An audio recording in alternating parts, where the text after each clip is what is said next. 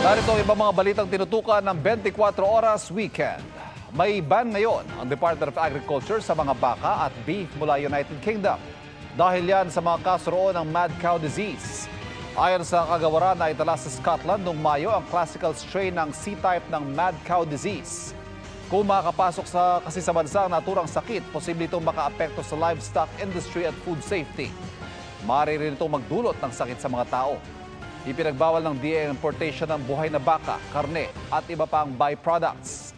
Ang lahat naman ng mga kargamento mula sa UK na ibinibiyahe na o nasa pierna ay papayagan pa rin makapasok sa bansa basta't ang mga produkto mula sa baka ay naiproduce o kinatay bago April 10, 2024. Sarado muna sa publiko ang Mount Apo sa Davao del Sur. Tatagal hanggang sa August 31 ang sa Davao del Sur Tourism Development and Culture Promotions Office para po yan sa taunang rehabilitasyon ng pinakamataas na bundok sa Pilipinas. Unang isinara sa publiko ang Mount Apo noong Marso dahil sa epekto ng El Nino. Pinalawig hanggang katapusan ng Abril ang pagsasara dahil sa banta ng wildfire. Layo ng mga otoridad na bigyang panahon ng conservation ng bundok. Dalawang Pinoy boxers ang tiyak ng Road to Paris Olympics. May slot na sa Olympics ang Pinoy boxer na si Carlo Paalat. Tinalo niya via unanimous decision ang pambato ng India sa men's 57-kilogram event ng Second Olympic Boxing Qualification Tournament sa Thailand.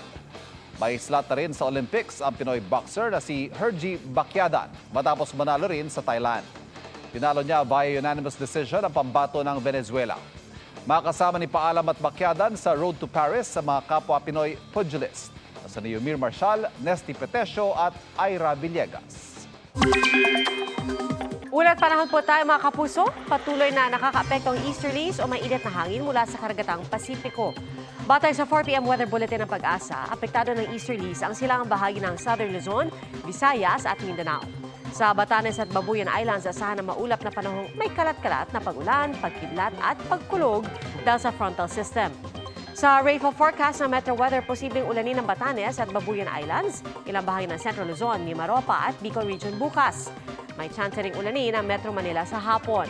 Asahan din ang pag-uulan sa hapon sa ilang bahagi ng Eastern at Western Visayas, Southern Mindanao at Bangsamoro Autonomous Region in Muslim Mindanao.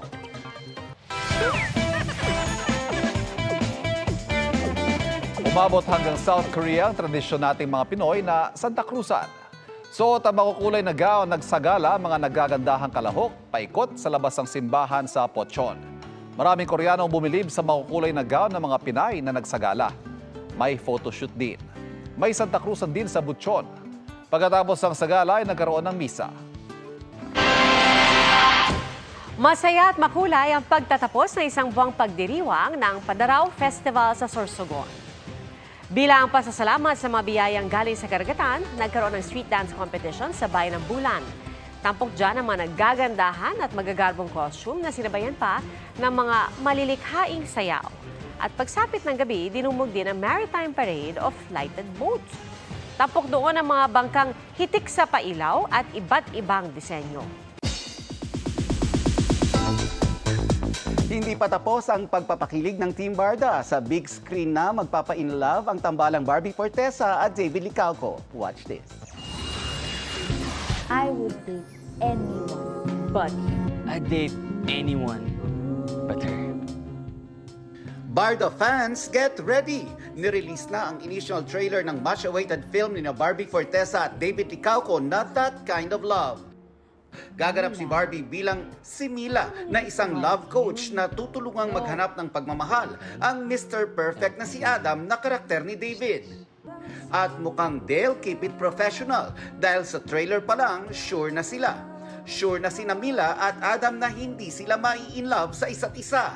Last year, lumipad ang Barda sa South Korea para i-shoot ang ilang scenes sa kanilang kauna-unahang pelikula as a love team. Napili rin ang pelikula bilang isa sa spotlight entries ng Jinseo International Film Festival sa Japan. Hindi pa nare-reveal kung kailan ito mapapanood pero talaga namang excited na ang fans ng Barda. Mabilis na chikahan tayo para updated sa showbiz happenings. Happy Pride! Masaya at makulay na ipinagdiwang ang unang araw ng Pride Month na goal na makapagbigay ng awareness on gender rights and equality. Present dyan ang ilang LGBTQIA+ performers and allies, kabilang sina Miss Universe Philippines Chelsea Manalo at Miss Universe 2015 Pia Wurtzbach. Inorganize yan ng isang NGO na layong maghatid ng HIV education and support. Just in time for Pride celebration. Tila may pa-hard launch si Bretman Rock sa kanyang Instagram. Sa video makikita ang isang guy na may pa-flower pa for Bretman. Sabi ng PhilAm social media personality, I do have a man. At ikukwento niya raw ang kanilang meet cute sa kanyang podcast.